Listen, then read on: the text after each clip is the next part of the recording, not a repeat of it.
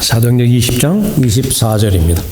그러나 나의 달려갈 길을 기쁨으로 끝마치고 내가 주 예수로부터 받은 사역 곧 하나님의 은혜의 복음을 증거하기 위해서라면 이런 일을 전혀 개의치 아니할 뿐 아니라 나의 생명을 조금도 아끼지 아니하노라. 나의 생명을 조금도 아끼지 아니하노라 라고 하는 제목으로 말씀드리겠습니다. 하나님께서 하나님의 말씀을 통해서 사람들에게 알려주기 원하는 많은 중요한 인생의 본질들이 있는데 그 가운데 하나가 하나님은 영원하신 분이고 또 그와 상대적으로 사람은 너무나 짧은 유한한 존재라고 하는 사실을 하나님의 말씀을 통해서 알려주시는 것입니다. 그러한 과정을 통해서 바로 영원을 생각하고 또 영원에 대한 지대한 관심을 갖는 사람이 자신이 영원한 존재로서 영원히 존재하기 위해서는 하나님만 의뢰하고 하나님을 신뢰해야 된다라고 하는 교훈을 얻게 되어지는 거죠. 그래서 여러 가지 비유와 그림을 통해서 인생이 얼마나 짧은 것인가 보여주었습니다. 새벽에 잠깐 있다가 없어지는 안개 포함해서요. 들에 피는 꽃들이죠. 풀들. 그것처럼 너무나 유한한 존재입니다. 그런데 이 부분을 실제적으로 인해서 실제적인 면에서도 길지 않은 삶을 사는데 그 유한한 삶을 하나님께서 주시는 지혜 가운데서 가장 가치 있고 또 하나님께서 허락하시는 목적 있는 삶을 목적에 부합된 삶을 살 수 있도록 기도했던 성경적 기도가 많이 나와 있습니다. 우리의 연수가 70이요 강건하면 80이어도 그 연수의 힘은 수고와 슬픔이니 그것이 곧 끊어지면 우리가 멀리 날아가나이다. 또 시편 90편 10절의 말씀인데요. 하나님의 말씀에 의하면 의미 있는 인생의 연수는 70, 80이라고 말씀하십니다. 요즘 100세 시대라고 말하는데 거짓말입니다. 금융업이나 보험업 종사하는 사람들이 장사 이속을 따져서 만들어낸 말이 실제적인 의미는 하나님의 말씀이 옳습니다. 그렇다고 한다면 우리에게 지혜를 주시라고 하나님께서 말씀하시는데 우리에게 우리의 날들을 세도록 가르치시오. 배워야 되는 영역입니다. 그냥 자연스럽게 받아들이는 현상이 아니라 나의 남은 날이 얼마 되지 않았다라고 하는 것을 배워야 된다 그렇게 말씀하시죠. 그래서 마음의 지혜에 이르게 해주십시오. 이것이 진리의 지식에 이르게 하는 한 영역입니다. 아주 중요한 영역이죠. 또 사람들도 인생을 묘사하는 그런 그림들 가운데 하나가 모래시계가 있죠. 요즘은 또 사우나탕이나 뭐 그런 데 계속 있는지 모르지만은 모래시계가 있는데 모래시계는 눈으로 볼 수 있는 시계입니다. 인생이 시작되면서 모래가 하나를 떨어지기 시작하죠. 그러고서 계속 떨어집니다. 마지막에 이제 마지막 모래 한 알이 떨어지면 호흡이 멎어질 것이고요. 심장이 움직이지 않을 것입니다. 사람들은 그러한 모습을 통해서도 바로 남은 인생에 대해서 교훈을 받기를 바라는 것입니다. 여러분의 나이가 30이라고 한다면 처음에 출생했던 그 시점부터 이래서 30에 해당되어지는 모래 부피가 지금 비어 있어요. 60이 넘으셨습니까? 그러면 60에 해당되어지는 빈 공간이 모래시계에 있습니다. 거슬러 올라갈 수는 없습니다. 마지막 모래가 얼마만큼 남아있는가 그것은 이제 하나님이 아시는 그 부분이고요. 또 하나님께서 그 사실을 알고 있는 모든 사람에게 알기를 원하는 것은 그리 많이 남아있지 않았다라고 하는 사실을 알게 하는 것입니다. 하루가 남았다 하더라도 또 가장 가치 있는 삶을 살았다라고 한다면 그것은 아무리 긴 시간을 살았다 하더라도 하나님 보시기에 무가치한 삶을 산 것보다 비교할 수 없을 정도로 의미 있고 또 가치 있는 삶을 산 것입니다. 바울의 고백은 자신은 달마다 죽는다라고 고백했습니다. 매일마다 죽노라. 하루하루가 하나님 앞에 가장 의미 있는 삶을 잘 살았죠. 성경을 공부하면서 우리가 배워야 되는 그 영역 가운데 하나는 어떠한 삶이 가치 있는 삶이고 또 의미 있는 삶인가 그리 어렵지 않습니다. 예수님께서 오신 목적대로 살면 됩니다. 예수님께서 오신 목적대로 잘 산 사람들의 많은 예들을 성경에 기록하고 있는데 그 가운데 하나가 바울의 삶이죠. 그러니까 바울은 성령 하나님의 인도하심 가운데서 성령의 열매를 맺다가 이제 성령 하나님의 인도하심 가운데서 마침내 달려갈 길을 잘 마쳤습니다. 잘 끝냈죠. 그리고 나서 자신을 본받으라고, 자신이 달려갔던 길을 따라오라고 권면하고 있습니다. 다시 한번 말씀 보실까요? 오늘 본문 말씀 24절. 그러나 나의 달려갈 길을 기쁨으로 끝마치고 내가 주 예수로부터 받은 사역 곧 하나님의 은혜의 복음을 증거하기 위해서라면 이런 일을 전혀 개의치 아니할 뿐만 아니라 나의 생명을 조금도 아끼지 아니하노라. 나의 생명을 조금도 아끼지 아니하노라 고백인데 무엇에 생명을 아끼지 않을 것인가? 이 사실을 사도 바울이 걸어갔던 그 길을 확인한다라고 한다면 여러분 모두가 다 동일한 고백을 하게 됩니다. 잘 달려왔다 고백할 것이고요. 그것은 바로 은혜로운 삶이었다라고 고백할 것입니다. 제일 첫 번째로 이 나의 생명을 조금 더 아끼지 아니하노라 그 고백은 생명을 아끼지 말고 말씀을 전파하는 길입니다. 그렇게 될 때에 가장 가치 있는 길이고 가장 의미 있는 길을 걸어가는 것입니다. 이 말씀을 권면하면서 도전하면서 사람들은 한 사람도 예외 없이 모두가 다 바울의 삶을 기꺼이 따르고자 했습니다. 그것이 사랑의 실천입니다. 예수님께서 이 땅에 오신 목적은 하나님의 어린 양으로 오셨죠. 그것은 바로 죽어있는 양들에게 하나님의 생명인 영원한 생명을 주시고 그 생명 안에 있는 영원한 생명을 마음껏 누리게 할 목적에서였습니다. 그것은 예수 그리스도의 죽음을 통해서만 가능했습니다. 그 목적으로 오셨던 것입니다. 그 예수 그리스도의 본을 통해서 많은 구원받는 하나님의 자녀가 나타났는데 사도 바울은 부활의 증인으로서 자신의 삶의 간증, 귀한 간증을 사람들에게 입증함으로 인해서 자연스럽게 사도 바울의 가르침이 참된 하나님의 말씀이고 또 그 길만이 확신 있는 길이라고 하는 것을 보여주었습니다. 그것은 바로 우리가 그렇게 소중하게 생각하는 삶의 간증들입니다. 바울이 얼마만큼 이 성도들에게 귀한 간증을 보여주었는가. 거기 18절 보면은요, 20장 18절에 그들이 그에게 오므로 그들에게 말하기를 너희는 내가 아시아에서 온 날부터 내가 언제나 어떻게 너희와 함께 지내왔는지를 아느니라. 사도 바울의 첫 번째 그 날부터 시작해서 지금까지 오는 기간 동안에 그 기간이 얼마 동안 있는지는 모르지만 짧지 않은 그런 시간 동안 다 지켜봤다라고 하는 것을 말하는 것입니다. 생활 속에서 가르침, 또 설교, 또 성경 공부 이런 부분들을요. 19절에 나에게 가해진 유대인들의 계략으로 인하여 온갖 마음의 겸손과 많은 눈물과 시련으로 주를 섬겼노라. 겸손으로 주를 섬겼다라고 말하고 있고요.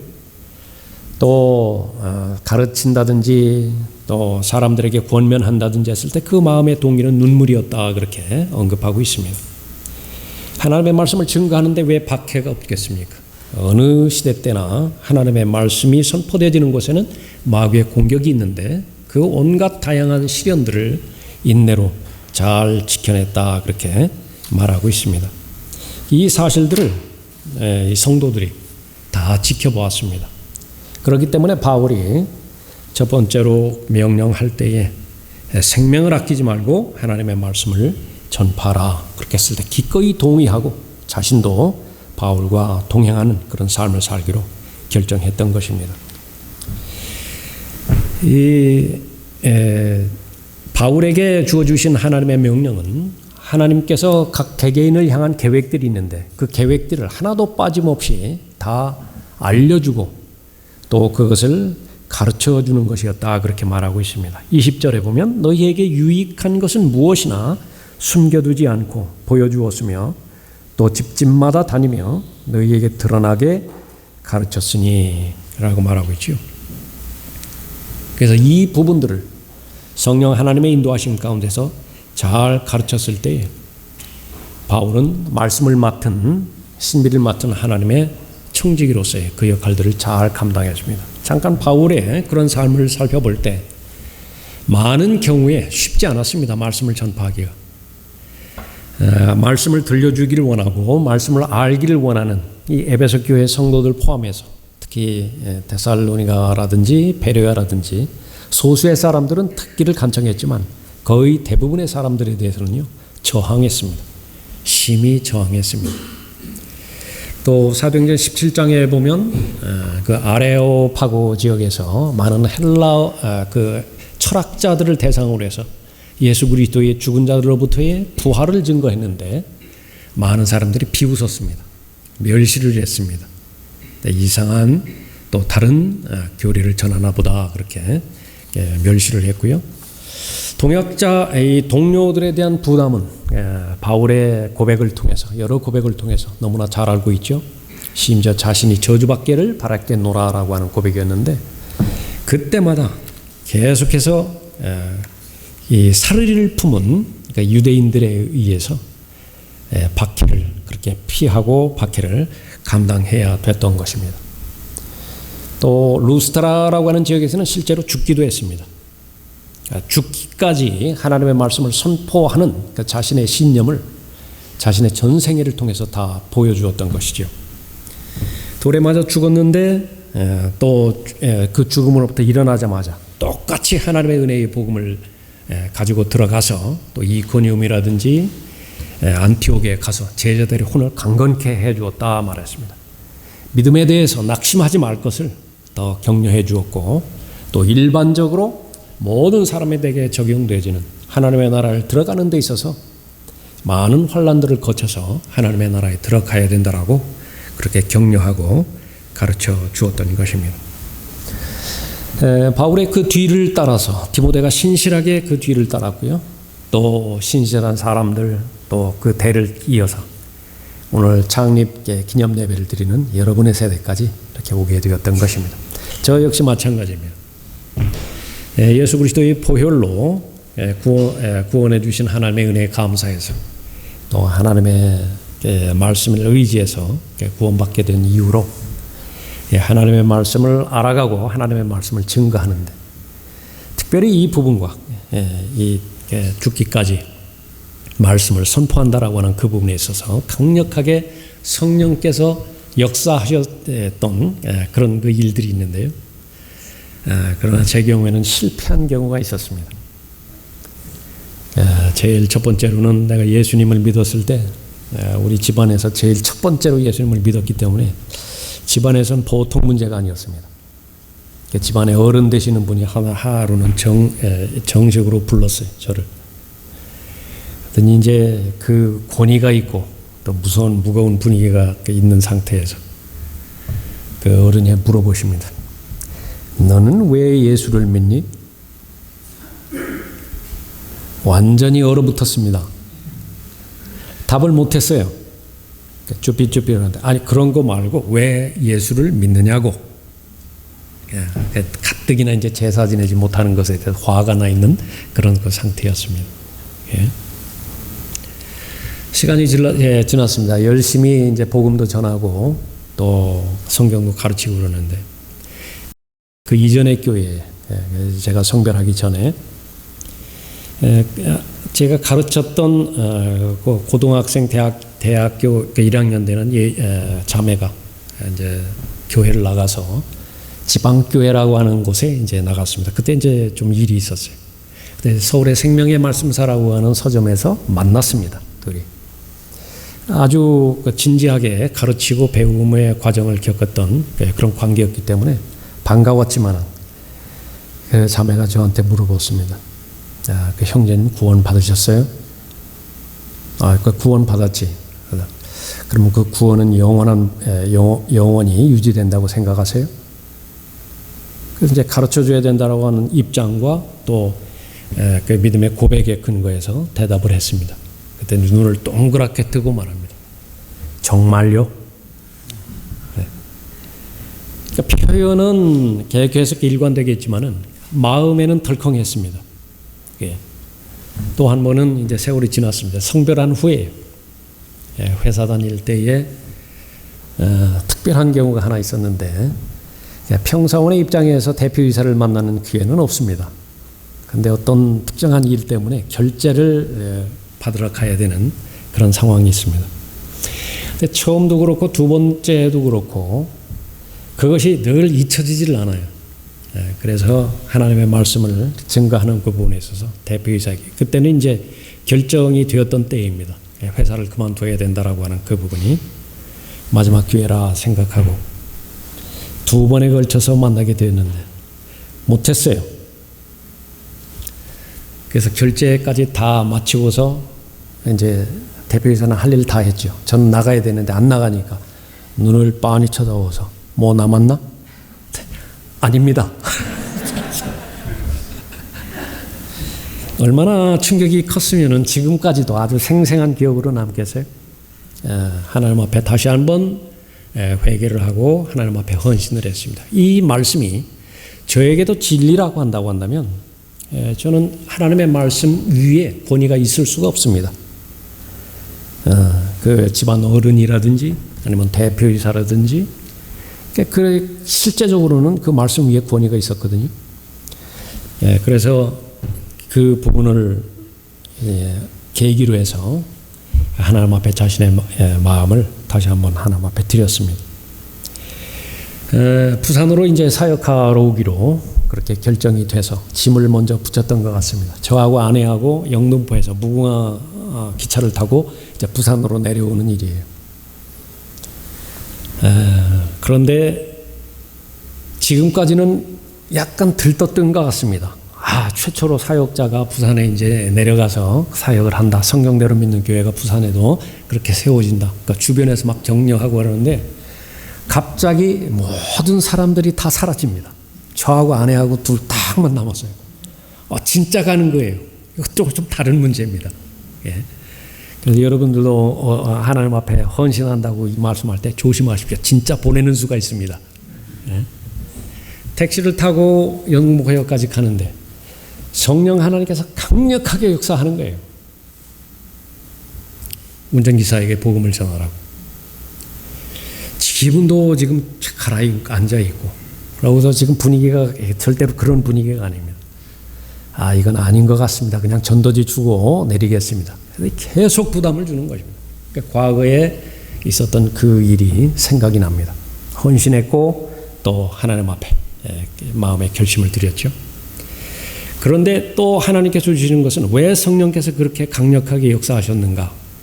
이제는 성령께서 회복해 주시고 충만하게 채우시는 그 마음의 열정을 가지고 사역을 시작하기를 바라셨던 것 같습니다. 전했습니다. 영접하기로 했어요. 그때 같으면은 운전하시면서 저를 따라 하십시오. 그렇게 했어야 될 텐데 저희 가서 좀 서십시오. 안 서면 어떡할 거예요. 그렇게 해서. 근데 섰습니다. 그때가 마음의 부담이 되었던 그런 부분이었지만 성령께 의지해서 그렇게 말씀을 증거할 수 있었습니다. 또 한 번은 이제 어머니 돌아가셨을 때예요. 어머니 돌아가셨을 때 이제 그 집안 어른에 관련된 그 부분이 있어서 그 전에 사촌 그 누이의 결혼식이 있는데 시골에서 하기 때문에 버스를 하나 대절을 했습니다. 그래서 가는데 또 거기서 성령께서 또 강력하게 역사하시는 거예요. 복음을 전파하라고. 이게 될 일입니까? 집안으로는 한 사람 앞에서도 그렇게 꼼짝 못했던 사람이 거기에 또 어른들 다 모이고 또 이제 막 사촌들 마이크 잡고 노래하고 막 그 분위기 아시지 않습니까? 그런데 또 하나님 앞에 서원한 것은 있고 말씀드린 건 있고 정말 싫지만은 시키시니까 하겠습니다. 마이크를 잡고 이제 복음을 증거하기 시작했어요. 이게 말이 아니에요. 그러니까 제 동갑내기 사촌이 저를 아끼는 사촌입니다. 자기 사촌을 구해야 되겠다라고 하는 집념으로 저한테 와서 마이크를 뺏기 시작합니다. 저는 안 뺏기려고 하고 그런 그 부분이 있는 상태에서 이제 어머니 장례식장에 갔는데 또 복음을 증거하라고는 기도하고 마치겠습니다. 그랬더니 아니에요. 그때 성령께서 또 강력하게 역사하시는 것입니다. 그래서 기도하고 그 무덤이 거기는 이제 그 시골 선산에 장례를 지냈는데 그 충청도식의 장례는 좀 특이합니다. 관을 거기까지 가지고 가잖아요. 그럼 관을 다 해체시켜 버려요. 그래서 그 시신만 이렇게 들어서 미리 파놓은 그 안에다가 이렇게 넣는 것입니다. 우리 그 서울 성경침례교회 그 동역자들이 거기 갔다가요 아주 화들짝 놀라는 걸 보고 제가 어떻게 우습든지 거기서 복음을 증거했습니다. 거기 또 이제 그 어른들 아주 말이 아니었습니다. 이렇게 상주가 나서서 그렇게 또 한다고 하는데, 그런데 어쨌든 그런 그 부분이 있고요. 또 한 번은 이제 다른 영역이지만은 의정부 교회가 이제 배교를 했는데 배교하기 2개월 전에 제가 설교하기로 그렇게 예정이 되어 있습니다. 근데 2개월 뒤에 2개월 그 예정에 맞춰서 배교가 다 결정이 됐습니다. 제가 가야 됩니까 말아야 됩니까? 그곳에는 오지 말라고 소식이 없어요. 예수 목사님 찾아갔습니다. 제가 설교해야 됩니다. 그랬더니 잘했다고, 그래서 갔다 오라고. 괜히 걱정한 거예요. 예. 그래서 그때 제 설교로 인해서 거기가 거의 다 회복이 되는데 그 목사의 잘못된 한 판단으로 인해서 많은 성도들이 휩쓸려 나갔던 그런 부분입니다. 여러분의 경우는 어떻습니까? 오늘 보니까 얼마나 열정적으로 복음을 증거하고 또 말씀을 선포하고 그 결과 하나님의 열매를 그렇게 많이 주고 계십니까? 앞으로 들림받아 올라갈 그때까지요. 이런 기회도 있지만은 그러나 어떤 경우에는 정말로 여러분의 삶을 내놓아야 되고 또 여러분의 그 정서상 이런 상황에서는 도저히 말씀을 증거하지 못할 그런 그 상황으로 그렇게 보여질 수도 있는데, 그러나 여러분 안에는 성령께서 계십니다. 또 여러분의 앞길을 걸어갔던 바울의 간증이 있고요. 또 예수 그리스도께서 이 부활의 증인으로서 여러분을 불려주셨으니만큼 그러한 삶을 살기로 결심하고 지금까지 살아왔던 그 여정을 계속 산다라고 한다면 성경은 보장합니다. 가장 최상의 삶이고 가장 의미 있는 삶을 사는 것입니다. 나의 생명을 조금도 아끼지 아니하노라. 무엇의 생명을 아끼지 않을 것인가. 두 번째로는 생명을 아끼지 말고 서로 사랑하는 것입니다. 바울은 눈물의 사람이었습니다. 정말 처음부터 눈물이 많았을까요? 절대로 아닙니다. 바울은 찔러도 피 한 방울 나지 않을 냉혈 한이었어요. 구원받기 이전에 사람이 그랬습니다. 바울의 고백마다 에베소면 에베소, 빌립보면 빌립보, 골로새면 골로새, 마음의 노의를 품었다라고 하는 표현은 일관된 표현입니다. 그 가운데서 사도행전 20장에서도 이것이 마지막 얼굴을 볼 수 있는 그런 계기로 보았기 때문에 서로 눈물로 그렇게 헤어졌던 것을 볼 수 있죠. 36절에 보십시오. 바울이 이런 말을 한 뒤에 그들 모두와 함께 무릎을 꿇고 기도하니 모두가 몹시 울며 바울의 목을 안고 그에게 입맞추더라. 서로 눈물로 맺어진 그런 관계였던 것이죠. 두 사람 세 사람의 모임, 그 모임에는 특성이 있는데 거기에는 하나님의 사랑과 성령께서 주시는 격려가 있다, 그렇게 히브리서 10장 23절 이후에서 말씀하고 있습니다.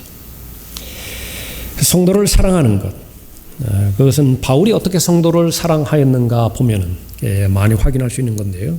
거의 대부분은 기도입니다. 그래서 그리스도인은 사랑하면 기도한다라고 하는 명제 가운데 모든 관계를 다 이끌어가는 것입니다. 그럼 세상 사람들은 어떻습니까? 인간적인 정과 또 인간적인 관심, 그것을 표명을 하죠. 그것만 한다 하더라도 대단한 것입니다. 이 마지막 날들에 특별히 사랑이 식어가고 사랑이 왜곡되어져 가고 감사가 거의 발견되지 않는 시대에서 싸늘하게 식어가고 있죠. 돈이 우상이 되어져 가고 있고 또 온갖 쾌락 가운데서 중독의 시대에 살아가고 있는 상태에서 인간적인 면을 본다라고 하는 것은 그렇게 쉬운 일은 아닙니다. 그러나 하나님의 말씀 가운데서는 그 기준을 더 넘어서서 이제는 성령의 능력으로 서로 사랑하기를 바라는 것이죠. 그것은 바로 기도하는 것입니다. 사랑하면 기도하는 것입니다. 기도하지 않는 것은 사랑하지 않는 것입니다. 여러분들 각자가 생각할 때 한번 진지하게 생각해 보십시오. 여러분 자신을 위해서 기도하는 사람이 누구이겠는가? 대단히 중요한 그런 질문입니다. 병행해서 여러분은 진실되게 누구를 위해서 기도하고 있는 것인가? 그러니까 그것만이 사랑의 정체성이에요. 여러분이 사랑을 받겠습니까? 한번 확인해 보십시오. 조금 전에 돌아가신 어머니 말씀드렸지만은요, 돌아가셨을 때 제일 먼저 오는 것이 나를 위해서 기도하시던 분들 가운데 한 분이 이제 돌아가셨구나. 그 생각이 제일 먼저 났던 것입니다. 바로 이 에베소 교회, 에베소 성도들을 위해서 바울은 이 사랑의 실천으로 기도를 했는데, 바로 제일 먼저 중요하게 생각했던 것은 하나님의 진리의 말씀을 깨닫게 해 주십시오라고 하는, 그래서 진리의 사람, 말씀의 사람이 되게 도와주십시오, 그런 기도를 했던 것입니다. 너희로 인하여 감사드리기를 그치지 아니하고 나의 기도에 너희를 말하노라. 지금 헤어졌던 에베소 성도들을 위해서 기도하는 것입니다.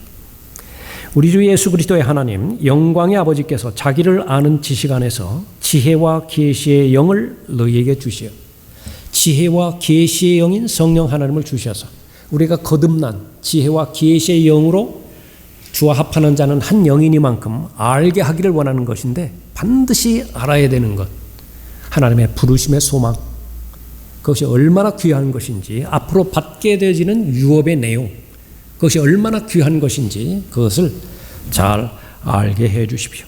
이러한 모든 일들을 주관하시고 계획하시는 하나님의 위대하심이 얼마나 위대한 것인지 잘 알게 해 주십시오. 그렇게 기도했던 것입니다. 또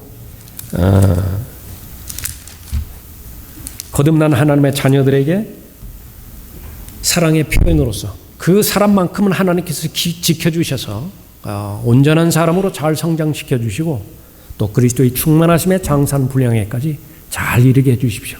일관된 기도의 내용은 그 사람 자체에 대한 기도였어요. 먹을 것과 입을 것 없으면 기도해야 되죠. 반드시 기도해야 됩니다. 기도했더니 얼마나 이렇게 아름다운 장소 주셨습니까? 이것은 필수적입니다. 그러나 이것은 그릇입니다. 아무리 그 그릇이 큰들, 아무리 그 그릇이 금으로 은으로 만들어졌든 목적은 음식을 담는 데 있거든요. 그 음식을 담는 것은 여러분 한 사람입니다. 그 사람이 되도록 기도했던 것입니다. 내가 예수 그리스도의 마음으로 너희 모두를 얼마나 그리워하는지는 하나님이 나의 증인이시라.